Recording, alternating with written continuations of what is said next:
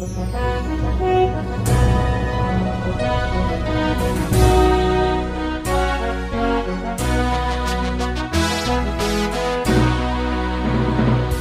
bagi saudara sekalian, marilah kita persiapkan hati dan pikiran kita untuk menyambut firman Tuhan.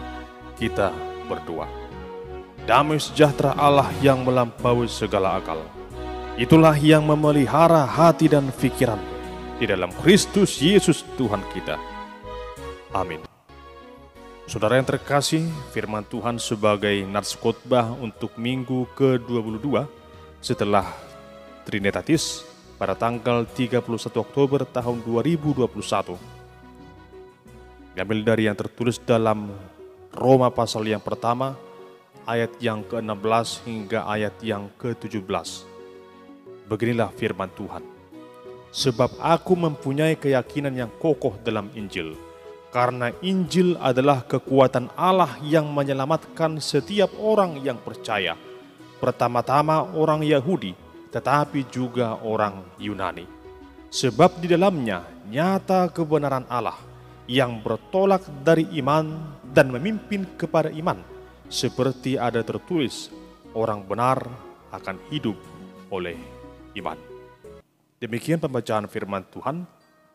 Adapun yang menjadi tema dalam ibadah minggu kita pada tanggal 31 Oktober tahun 2021 adalah Injil yang membaharui. Saudara yang terkasih, kita semua pasti senang dengan sesuatu hal yang dapat membawa pembaharuan di dalam kehidupan kita. Mulai dari kepemilikan sesuatu barang yang baru, hingga dengan situasi dan kondisi kehidupan yang baru. Terlebih lagi dalam kehidupan rohani, sangat diperlukan sifat, karakter, dan hati yang dibaharui. Namun tentu saja itu semua tak dapat terjadi dengan sendirinya tanpa adanya sesuatu yang bersumber dari luar diri kita, yaitu firman Tuhan. Hidup yang kita jalani ini akan dibaharui hanya jika kita mau membaca dan merenungkan firman Tuhan. Sebaliknya, keengganan mendengarkan firman Tuhan akan membuat hidup kita semakin jauh dari Tuhan. Berkaitan dengan hal itu dan sejajar dengan topik minggu ini, ada sebuah kisah yang menjadi perenungan bagi kita. Demikian kisahnya.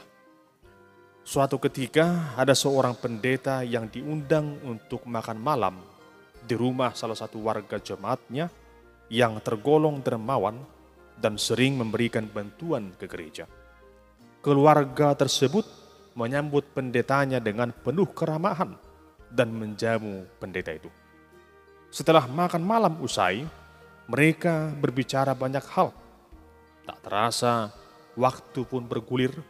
Kemudian pendeta itu mohon izin kembali ke rumahnya. Setelah itu, sambil membereskan rumahnya, si istri memberitahukan kepada suaminya bahwa ada sesuatu yang janggal. Ia menceritakan bahwa ia telah kehilangan sebuah amplop yang di dalamnya ada sejumlah uang. Ia bertanya kepada suaminya, namun suaminya tidak tahu di mana amplop tersebut. Akhirnya mereka menyimpulkan bahwa yang mengambil uang itu pastilah pendeta. Kalau bukan dia, siapa lagi? Sebab hanya dia yang datang ke rumah mereka pada malam itu. Sejak peristiwa itu, mereka menjadi sangat benci dengan pendetanya. Namun karena merasa enggan menyampaikannya, mereka memilih untuk tidak datang ke gereja. Akhirnya kejadian itu mereka pendam sampai berbulan-bulan lamanya dan mereka tidak pernah lagi datang beribadah ke gereja. Namun suatu ketika mereka bertemu dengan pendeta itu di tengah jalan. Dengan sangat terpaksa, si wanita itu pun menyapa pendetanya dengan raut wajah yang sinis. Dan tanpa berbasa-basi lagi, ia berkata, "Pak Pendeta, tentu Anda menyadari bahwa sudah lama kami tidak hadir beribadah di gereja. Alasannya adalah karena kami sangat marah kepada Bapak." Lalu pendeta itu pun merasa heran dengan pernyataan itu. Lalu ia meminta penjelasan apa sebabnya mereka marah. Kemudian si ibu itu berkata, "Tahukah Bapak, Di malam hari ketika kami mengundang Bapak untuk makan malam, kami kehilangan sejumlah uang yang sudah kami taruh dalam amplop. Padahal uang itu hendak kami serahkan ke gereja. Namun Bapak begitu tega mencuri uang itu. Hal itulah yang membuat kami kecewa dan tidak mau datang lagi beribadah ke gereja. Lalu pendeta itu pun dengan tersenyum menjawab, "Ya benar, saya yang mengambil envelope itu. Namun bukan untuk saya curi, tapi supaya amplop itu tidak terkena tumpahan air di atas meja. Akhirnya envelope itu saya taruh di dalam Alkitab milik ibu yang terletak di atas meja. Maafkan saya, kalau pada saat itu saya tidak beritahu Anda karena saya pikir kalian pasti membaca Alkitab setiap hari. Dan tentu saja akan menemukan amplop itu ketika Anda membaca Alkitab." Mendengar itu, wanita itu pun amat malu karena secara tidak langsung mereka telah ketahuan bahwa sama sekali tidak pernah membaca Alkitab. Setelah kembali ke rumah, wanita itu pun mengambil Alkitab yang ada di meja dan benar apa yang dikatakan pendeta itu. Ternyata envelope-nya yang berisi uang itu masih ada di sana. Dan selama berbulan-bulan, si wanita dan suaminya tidak pernah membuka dan membaca Alkitabnya yang adalah firman Tuhan. Selama itu jugalah mereka telah menuduh pendetanya itu telah mencuri amplop berisi uang itu. Akhirnya mereka pergi menemui pendeta dan minta maaf karena telah berprasangka buruk. Dan mulai saat itu mereka rajin ke gereja dan membaca Alkitab dengan tekun. Saudara yang terkasih, kisah itu mengingatkan kita untuk lebih sungguh lagi dalam membaca firman Tuhan.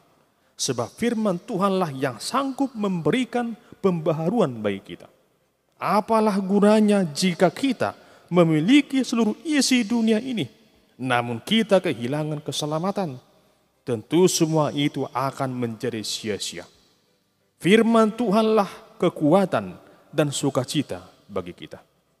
Oleh karena itu, mari tetap mengingat apa yang dikatakan oleh Tuhan Yesus. Yang berbahagia ialah mereka yang mendengarkan firman Allah dan yang memeliharanya. Saudara terkasih, kata Injil berasal dari bahasa Yunani yang disebut dengan Evangelion, atau dalam bahasa Latin disebut dengan Evangelium, yang artinya kabar baik atau berita sukacita. Injil dikatakan sebagai kabar baik karena memang benar adanya demikian. Injil adalah kabar sukacita tentang anugerah keselamatan yang dibawa oleh Tuhan Yesus Kristus.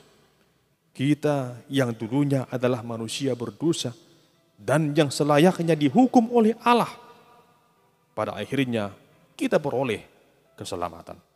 Itu semua didasarkan oleh karena kasih Allah yang begitu besar akan dunia ini, sehingga Allah telah mengaruniakan anaknya yang tunggal untuk menyelamatkan kita.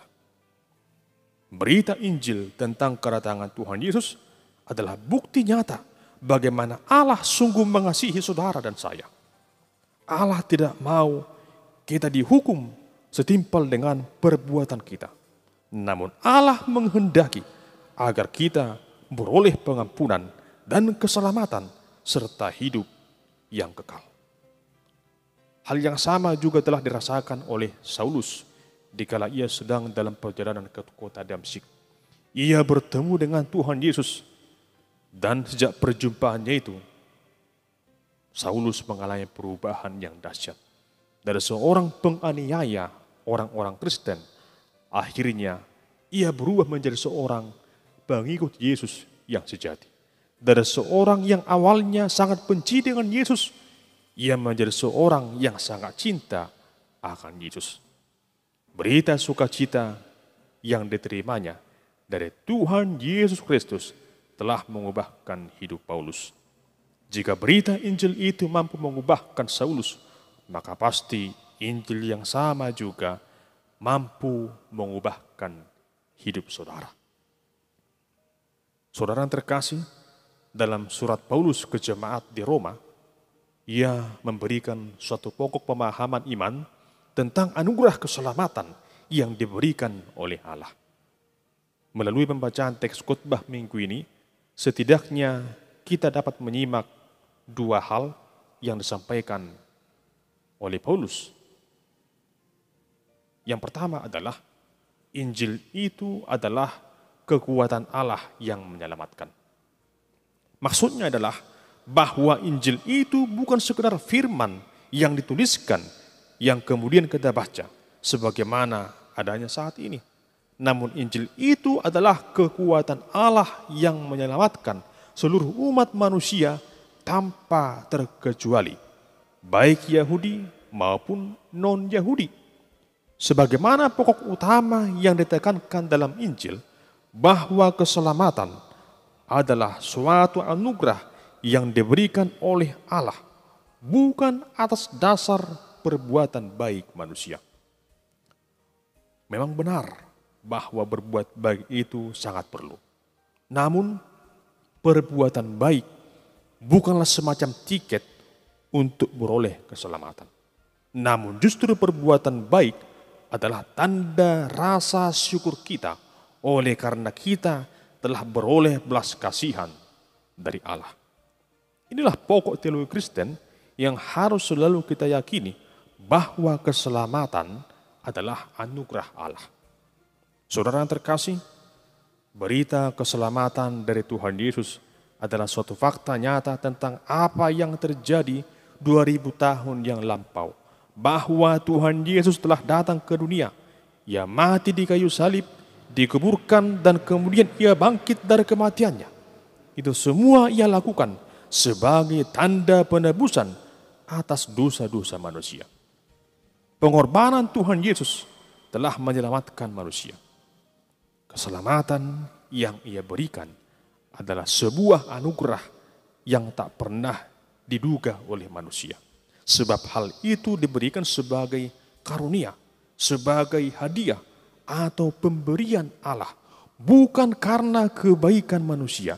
Sebab kebaikan manusia sangatlah terbatas dan tak akan pernah mampu mendatangkan keselamatan.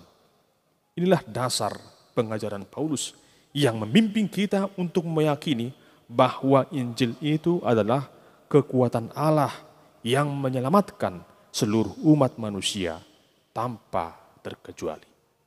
Yang kedua adalah Injil adalah penyataan kebenaran Allah. Saudara yang terkasih, Injil mengutarakan bagaimana perbuatan Allah yang telah mengubah status hidup manusia dari hamba dosa menjadi hamba Allah, dari yang seharusnya beroleh penghukuman pada akhirnya beroleh kebenaran.